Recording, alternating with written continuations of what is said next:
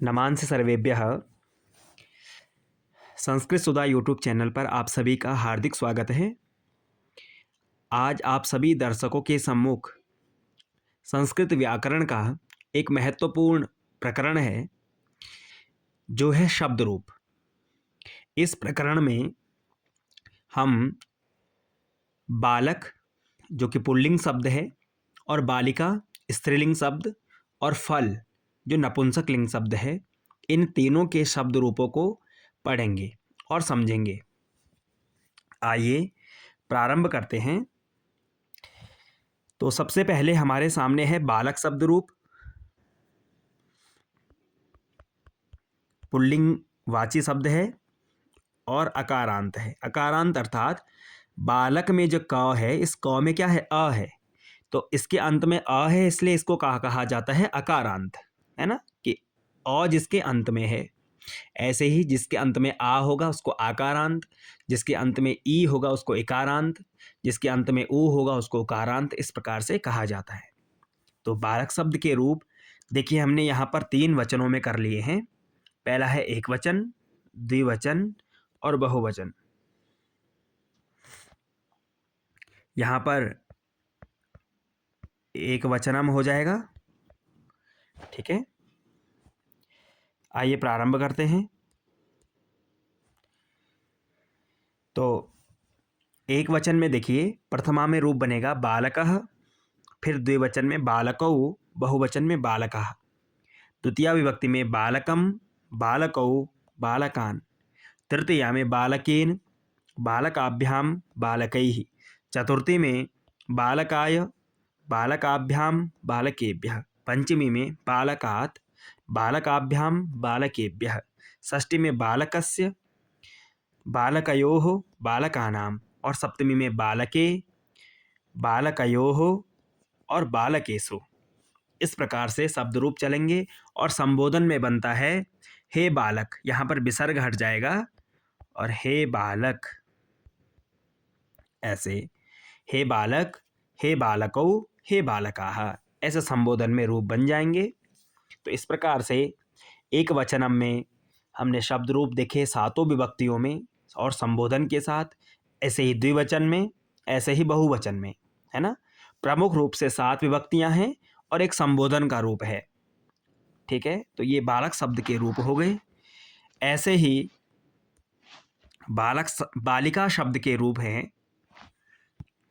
यहाँ पे एक वचनम कर देंगे, द्विवचनम और बहुवचनम।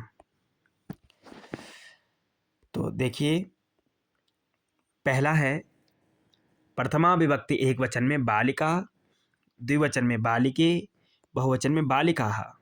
द्वितीया विभक्ति का बालिकाम, बालिके, बालिकाः। तृतीया में बालिकया, बालिकाभ्याम, बालिकाभिः। चतुर्थी में बालिकायै, बालिकाभ्याम, बालिकाभ्यः। पंचमी में बालिकायाः, बालिकाभ्याम, बालिकाभ्यः। षष्ठी में बालिकायाः, बालिकयोः, बालिकानां। सप्तमी में बालिकायां, बालिकयोः, बालिकेषु, है ना। और संबोधन में बन जाएगा हे बालिके, हे बालिके। फिर द्वितीया में हे बालिके और बहुवचन में हे बालिका, यही रूप चलेगा। केवल प्रथमा में बदल जाता है संबोधन में, बालिका की जगह बालिके, ठीक है। तो ये बालिका शब्द के रूप हैं। और ये कैसा है? आकारांत है, क्योंकि इसके अंत में क्या है? आ है, इसलिए ये आकारांत रूप है बालिका। जैसे रमा, है ना, तारा, ये सब आकारांत शब्द हैं, क्योंकि इनके अंत में जो स्वर है वो आ है। अब चलते हैं हम तीसरा, जो नपुंसक लिंग शब्द है वो है फलम, ठीक है। तो ये नपुंसक लिंग शब्द है। जैसे बालक पुल्लिंग है, बालिका स्त्रीलिंग है, फल नपुंसक लिंग है, ठीक है। तो इसके शब्द रूप देखते हैं। प्रथमा में बन जाएगा फलम, द्विवचन में फले, बहुवचन में फलानि, द्वितीया में फलम, फले, फलानि, तृतीया में फलेन, फलाभ्याम, फलैः, चतुर्थी में फलाय, फलाभ्याम, फलेभ्यः, पंचमी में फलात्, फलाभ्याम, फलेभ्यः, षष्ठी में फलस्य, फलयोः फलानाम और सप्तमी में फले फलयोः फलेषु। इस प्रकार से ये फल शब्द के रूप हैं जो सातों विभक्ति और तीनों वचनों में है। संबोधन में क्या बनेगा? हे फल, द्विवचन में हे फले ऐसे, और बहुवचन में हे फलानी। ठीक हो गया। इस प्रकार से हमने तीनों वचनों में और सातों विभक्तियों में इन शब्दों के रूप देखे, संबोधन में रूप देखा। प्रिय विद्यार्थियों, संस्कृत में शब्द रूपों का ज्ञान होना आवश्यक है।